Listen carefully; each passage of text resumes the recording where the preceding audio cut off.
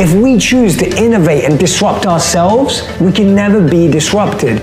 I love that I doubt myself, and I hope I never stop.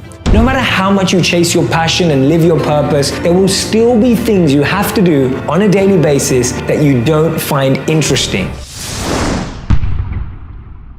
Need motivation? Watch a top 10 with Believe Nation. What's up, Believe Nation? It's Evan. I believe in you, and this channel is designed to be a part of your daily success routine. So let's get your motivation to a 10 and get you believing in you. Grab a snack and chew on today's lessons from a man who went from being bullied as a child for being overweight and nerdy to becoming a monk and traveling across India and Europe to now being one of the most viewed people on the internet. He's Jay Shetty, and here's my take on his top 10 rules of success. Volume 5.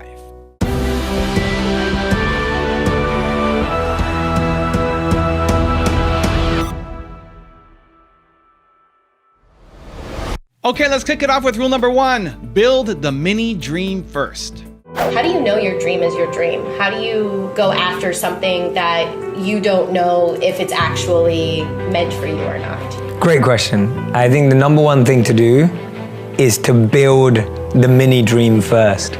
So before trying to go off on this huge journey of building this humongous dream, build the mini version of it and see what it feels like. So if you want to be someone who travels across the world and performs, travel to one city and perform. If you want to be someone who's in movies, go and film a short movie, right? Like, go and build the mini version of that dream, because that mini dream is going to teach you so much. Like, I'll give you an example. I know so many people who say to me, I want to be an actor. And I'll be like, okay, great. Well, let's make a short movie.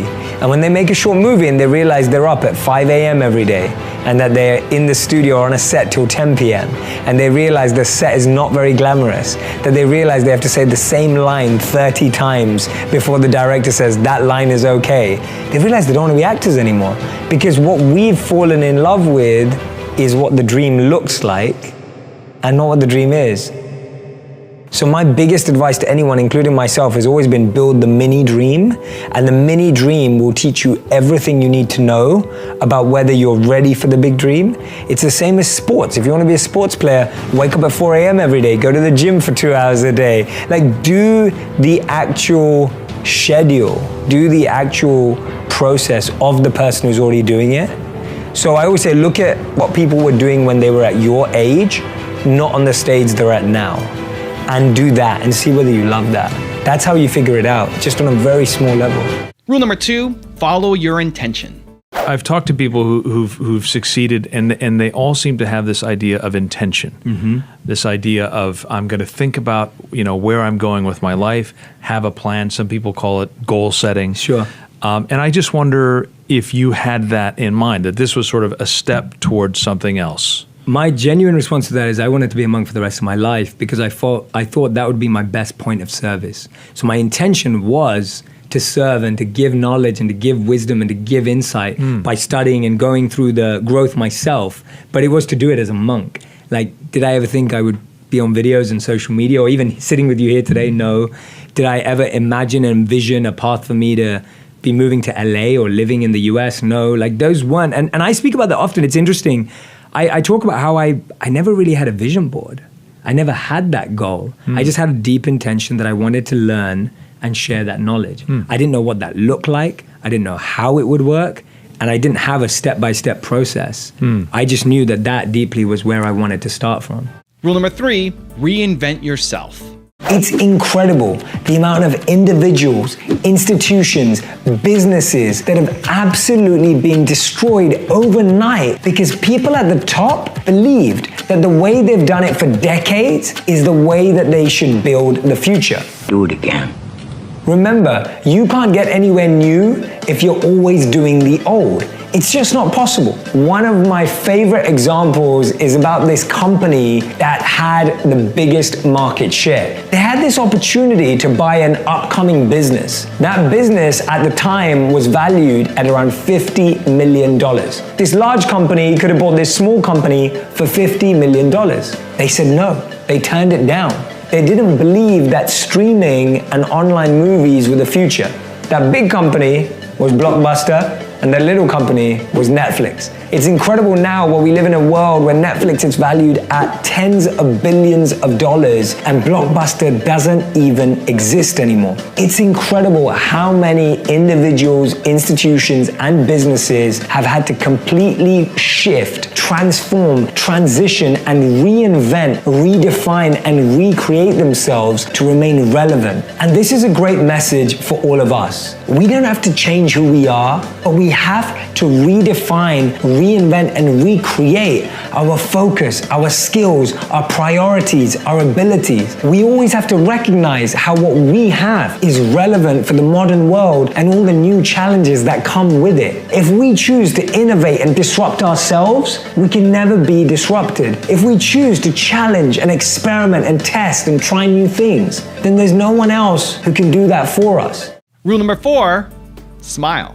Scientists have known for some time that changing your body through actions like smiling, sitting up straight, and relaxing can change your mental and emotional responses. When we change our body to sit up straight, to smile, to connect with others, to engage with presence, we automatically change the responses in our mind. We allow ourselves to feel better, to think better, and to live better. It's incredible to know that simple changes in our body language, in the way that we're sitting, can impact our emotional mood states. So much more insightful research has been done into this space, but if you can just take a simple step today to change your posture, to add a smile, and to relax a little, you'll see how much your mind will be at ease. Rule number 5, doubt yourself. You seem to be someone with great confidence and wisdom at your young age. And I wonder, are there moments when you doubt yourself, when you think, well, this isn't right, or am I doing the right thing, or am I creating the right message today? Hugely. And I think that that's a practice that I hope I never lose.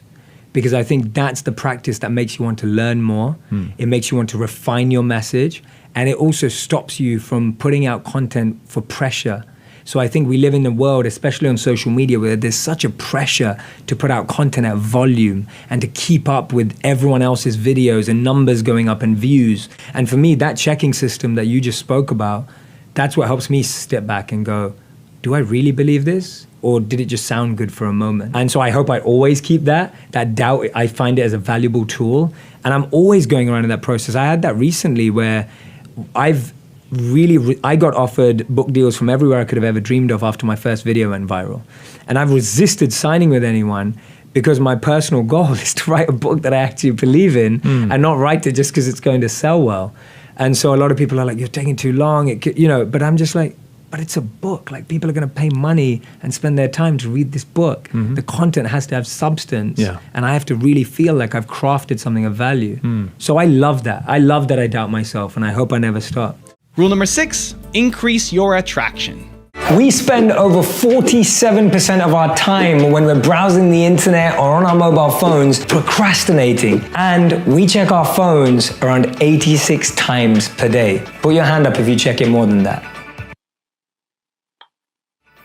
So it's no surprise that we all face distraction. We all experience distraction. We're all plagued by distraction. But often we think that the opposite of distraction is focus. We think that we need to become more focused. We think that if we're focused, we'll feel less distracted. We feel that if we're able to draw our energy in a certain direction and force ourselves to absorb in an activity, then we won't be as distracted. But this is just not true. The opposite of distraction is actually not focus. The opposite of distraction is, wait for it, attraction. Let me explain what I mean. When we're attracted to something, we're completely fixated, we're completely absorbed, we're almost addicted and obsessed to that visual, that song. What we really need to do is increase our attraction. When we're attracted to something, we're naturally focused. We're naturally able to be present. We're naturally able to bring our attention and our energy to that task, that project, that person. When we're distracted and don't have that attraction, we're naturally all over the place. We end up feeling lost, confused, and end up procrastinating. As you can see, we are procrastinating and distracting others. So now I know what you're thinking. How do you get attracted to things that you're not attracted to? We all have things in life that we love to do, and we all have things in life that we have to do. Let's take the example of your job. It's something that you have to do. It's something that you may not be attracted to. When you ask yourself, why do I go to my job? Maybe the answer is, it pays my bills. Maybe the answer is, it allows me to take care of my family. Maybe you studied for years and feel that your job at least engages you for that. Whichever one your answer is, that starts providing some value to why you do that activity. When you know that, you recognize that you're attracted to be there because it serves a particular purpose. You start becoming attracted because whenever your mind says to you, I'm bored, I'm distracted, I'm unfocused, you say, no, I'm here because it puts food on the table. I'm here because it pays my bills and takes care of my family. I'm here because I studied and worked hard for this. You're able to increase your attraction to even the things you're totally unfocused on. Now, if you found yourself distracted or unfocused for too long, that definitely can mean that you need to find more meaningful, fulfilling work. But no matter what you do, no matter how much you chase your passion and live your purpose, there will still be things you have to do on a daily basis that you don't find interesting. And naturally, you will feel unfocused and distracted. For that, ask yourself this question. Why am I here? Why am I doing this? And you'll find the mind will start to become attracted to that activity, task, or even that person. Rule number 7, serve.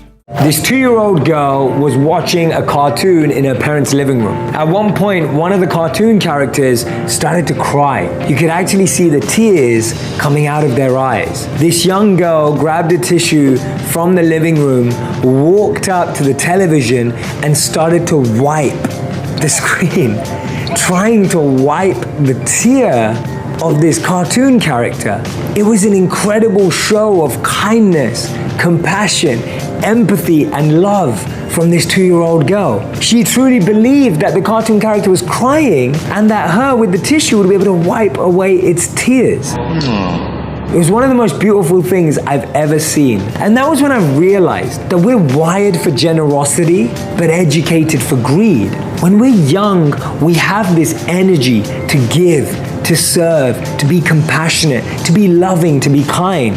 But as we go through life, when we're faced with people being extremely challenging, when we're faced with manipulation, when we're faced with people we don't trust, that also makes us close up. I gotta pick a cabinet to hide in. What can you do today that could make a difference in someone else's life? What could you say to someone today that would absolutely change their week or their year? What is the one thing you can do that can truly change the experience of even just one person on the planet? I have to think about it. My favorite quote from Muhammad Ali is that service to others is the rent we pay for our room here on earth. Rule number 8, be a storyteller. Are you a motivational speaker? Is that what you do? I like to call myself a storyteller because I feel what I'm trying to do is tell the stories that we all live. And I was just sharing with you earlier that I genuinely believe that the answers that people are looking for are inside of them. And I'm just helping people excavate and become archaeologists and kind of dig in and find that through them. So I don't call myself a motivational speaker because people may watch my videos and it may not be motivational. It may be reflective. It may be introspective. It may be insightful. It may be emotional. It may even take people to a place they don't want to go. So I love sharing my stories as a storyteller. Simply what I do is make wisdom go viral. I have this fascination with wisdom, insight, deep thought, and I believe that that wisdom belongs to each and every person on the planet. Yeah. And so my desire is to scale that through entertainment, through storytelling, through video, in a way that wisdom becomes accessible, relevant, and completely involved and engaged in people's daily lives. Rule number 9, recognize that you're an instrument. And there's a beautiful story of Benjamin Franklin that he had his 13 precepts before he died. He had 13 qualities that he wanted to attain in life before he passed away. They included things like integrity, simplicity, honesty, virtue, etc. And at the end of his life, he was asked, which one did you not attain? And he said the 13th one. And they said, what was that? And he said, humility. The reason why I'm sharing that story is because the way you overcome your ego is to recognize that you're simply a channel or an instrument. When you recognize that you're an instrument, and whether you believe in the universe, whether you believe in power, whether you just believe in mentorship, you recognize that everything you're giving is because someone's given to you and someone's given to that person. And therefore you're becoming a vessel, an instrument, a vehicle for the greatest powers in the world, and just being a channel for that.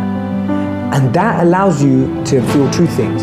One thing is you feel liberated, because now it's no longer your burden. The second thing that it does is that it allows you, whenever your ego gets in the way and says, yeah, we're doing well, like I did that, you start recognizing and you get perspective and gratitude on the fact that, no, actually, I'm going to pass this, whatever good's happening in my life, pass it to my teachers, pass it to the people that shared it with me. Because there is no one who is self-made. We talk about self-made millionaires. There is no one. That word shouldn't even exist. Because none of us are self-made. I'm not self-made. You're not, like, all I'm saying is just that if we all truly reflect, and I don't want anyone watching to think I have to be self-made. Because if you have to be self-made, then you're going to have to self-fall too, right? And everything will be self, and you'll fall on your own and you'll rise on your own. And rule number 10, the last one before a very special bonus clip, is choose change over regret.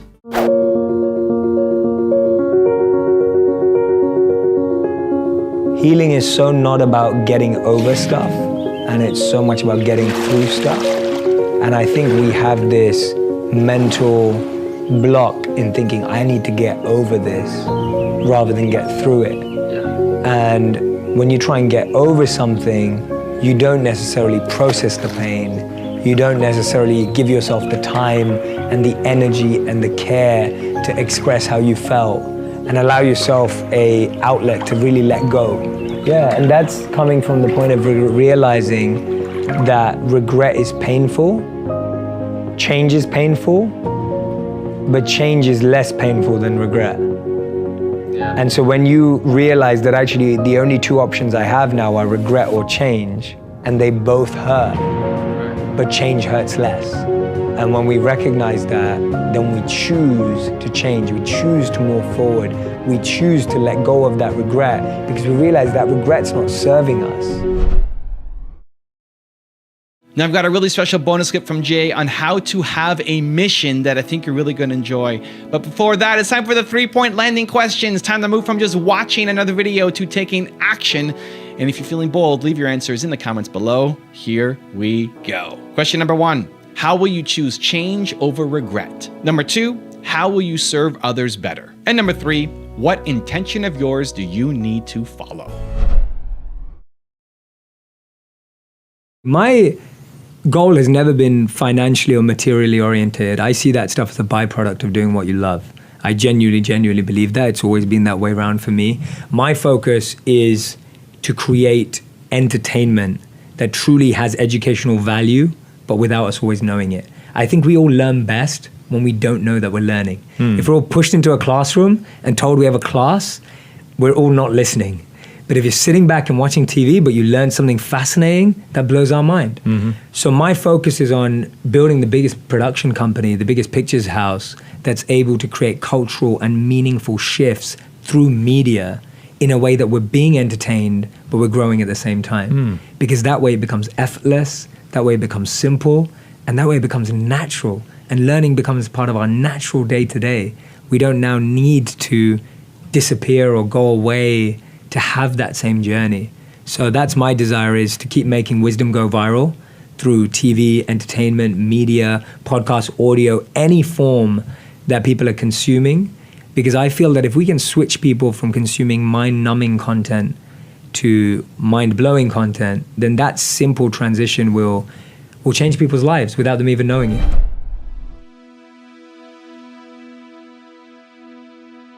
If you want another amazing video highlighting excellence in the Indian community, check it out right there next to me. I think you'll enjoy it. Continue to believe, and I'll see you there.